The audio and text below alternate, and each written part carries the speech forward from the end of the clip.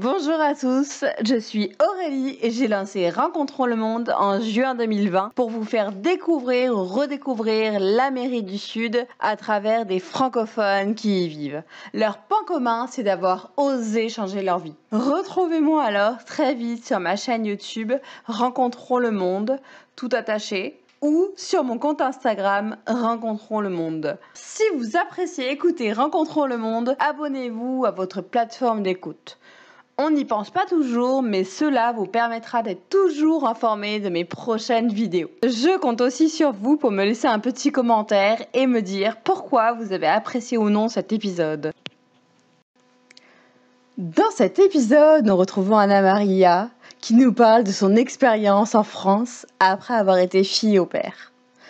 Elle nous livre également ses conseils pour obtenir sa place à l'université, même depuis la Colombie. Notre invitée nous raconte ses premiers pas en France, notamment en termes de logement et le travail qu'elle a réussi à obtenir pour être indépendante financièrement. Pour finir, Anna Maria nous parlera de son projet humanitaire auquel elle a participé. Bonne écoute! Donc, du coup, tu as vécu 2 ans en tant que fille au pair et après tes 2 ans, qu'est-ce que tu as fait? Donc, je suis rentrée en Colombie parce que ma mère elle était malade. D'accord. Donc, je suis rentrée pour la garder. Et là, j'ai postulé à l'université en France. Tu voulais quand même revenir en France?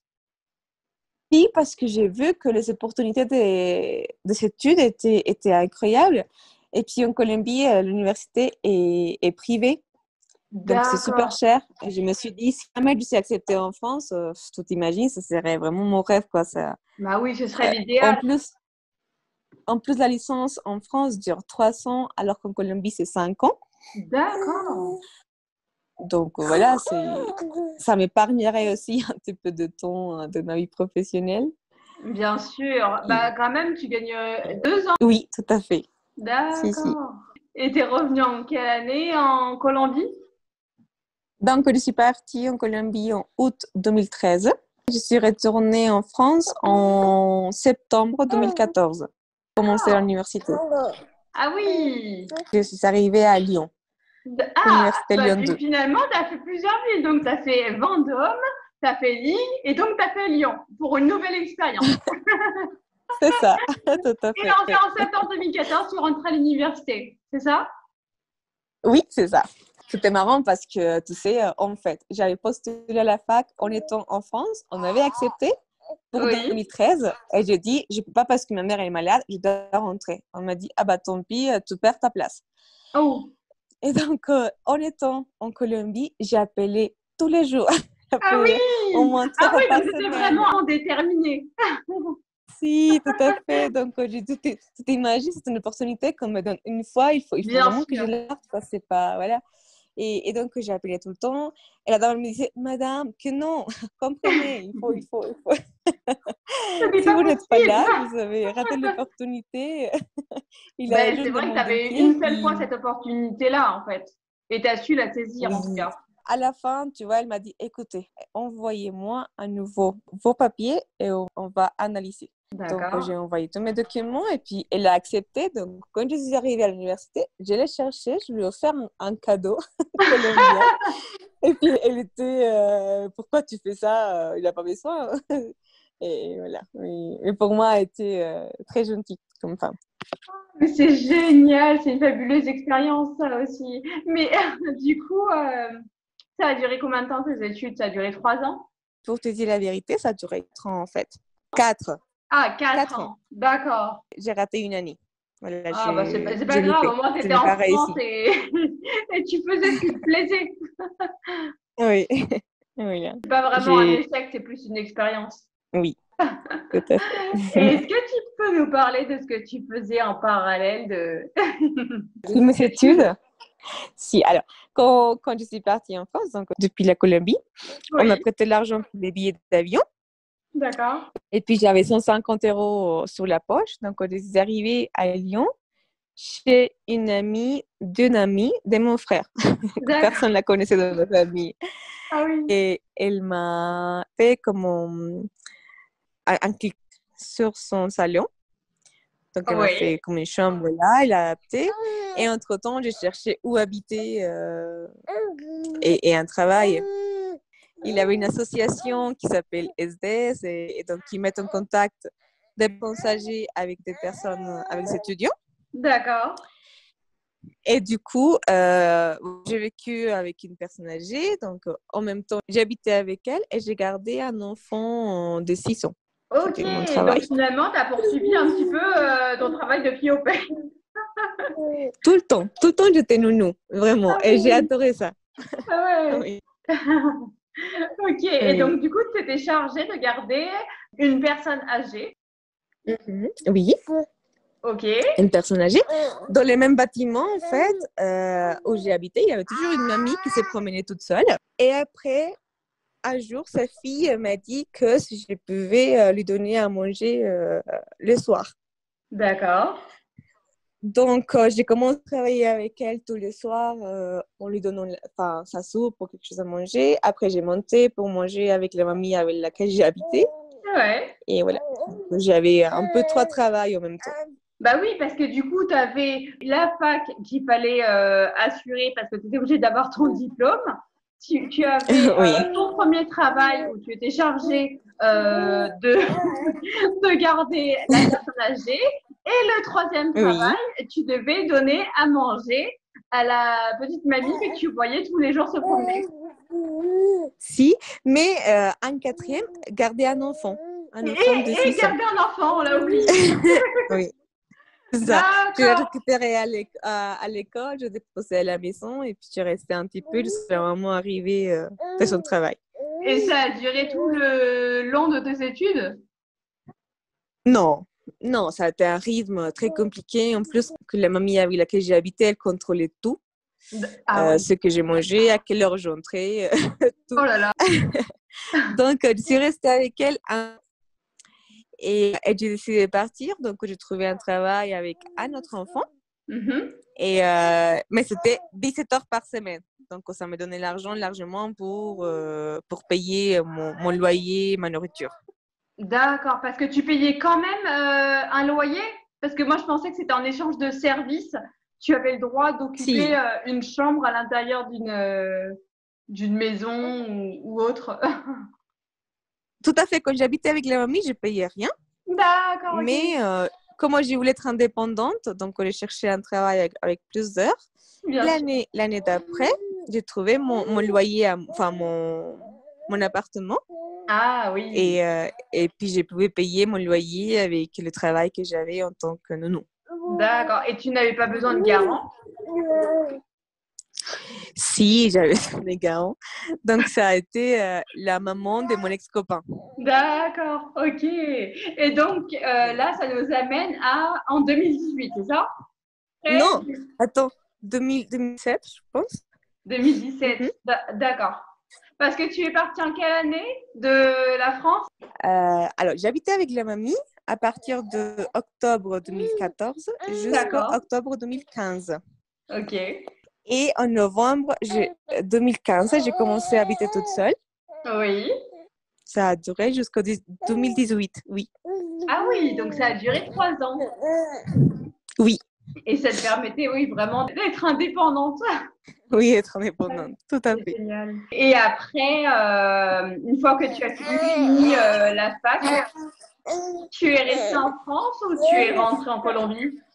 Alors, je vais te dire, en fait, à ce moment-là, j'ai entré dans une petite dépression. D'accord. Et donc, je me suis dit, parce que rester en France, c'est bien parce que tu peux trouver un travail plus intéressant qu'en Colombie. Bien sûr. Mais je me suis dit, j'aimerais bien être à côté de ma famille. Quand tu dis intéressant, c'est intéressant à quel niveau? Au niveau de l'argent, des activités, des missions que tu pouvais faire? C'était intéressant à quel niveau en fait? Bah, je pense que dans tous les niveaux. Donc, à niveau de l'argent, bien sûr, parce que le SMIC en France, c'est 3 fois le SMIC colombien. Ah ouais, Et quand voilà. même. Mais après, Et c'est pas le même niveau de vie aussi. Par exemple, les loyers sont aussi peut-être moins chers qu'en Colombie. tu vas rigoler, mais les prix, par exemple, des nourritures, c'est un peu les mêmes qu'en France. C'est extrêmement cher. D'accord. Mais c'est vrai que j'avais remarqué quand je suis allée en Colombie que il n'y avait pas beaucoup de différences, surtout au niveau, par exemple, des fruits et légumes, de ces choses-là. Oui, ça, c'est un peu dommage. Mais voilà, oui. Et intéressant, oui, pour moi, oui, parce que j'ai fait sciences politiques et D'accord. j'étais très involucrée dans le milieu associatif. Quand j'étais étudiante, j'ai travaillé en tant que bénévole dans une association qui s'appelle Palenque à Lyon. Uh-huh. On a créé la banque des projets.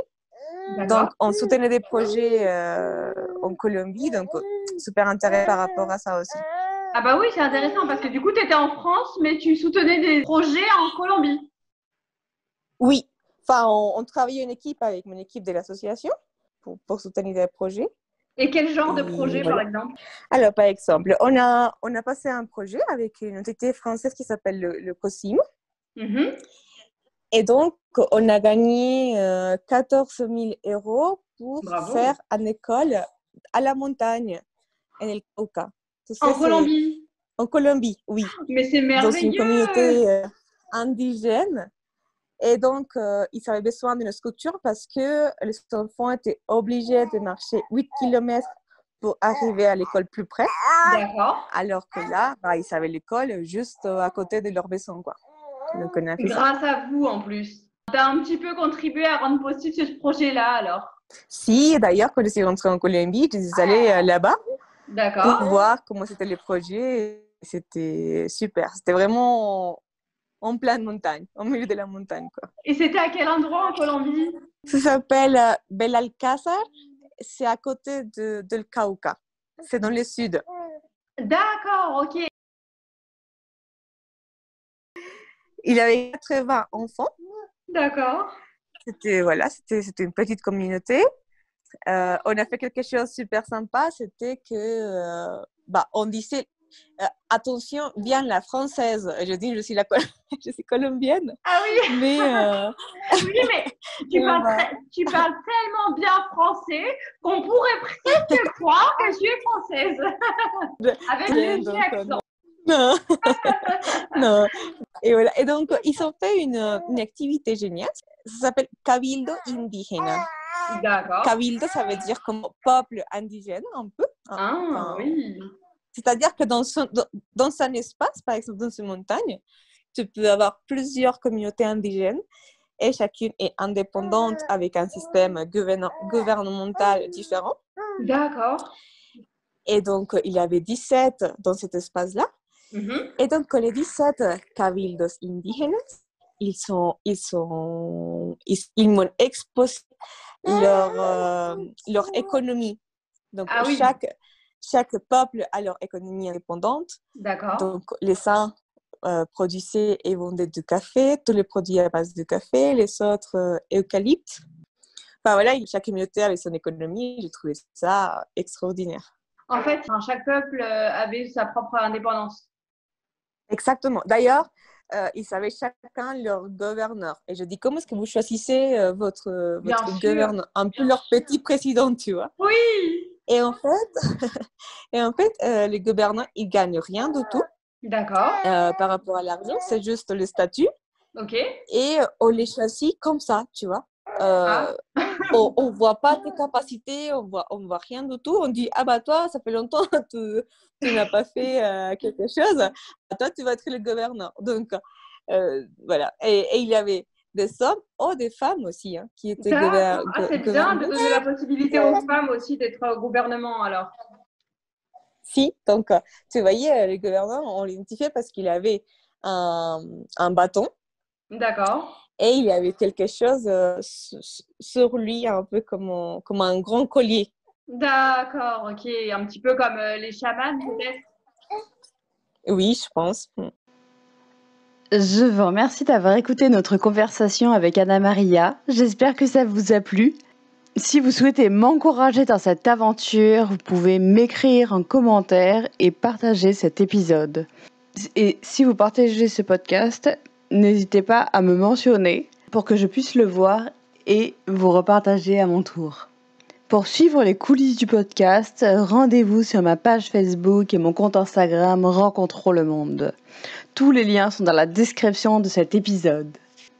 Dans la troisième partie, nous retrouverons Anna Maria qui nous parlera de son travail actuel, qui s'inscrit d'ailleurs dans la continuité de ce qu'elle a commencé en France. En attendant la sortie de cet épisode, n'oubliez pas de vous abonner à votre plateforme d'écoute pour être averti de mes prochaines vidéos. D'ailleurs, vous pouvez retrouver le premier épisode sur votre plateforme d'écoute. Et dans cet épisode, Anna Maria nous parlait de son expérience de fille au père qui était vraiment très très intéressante. À bientôt!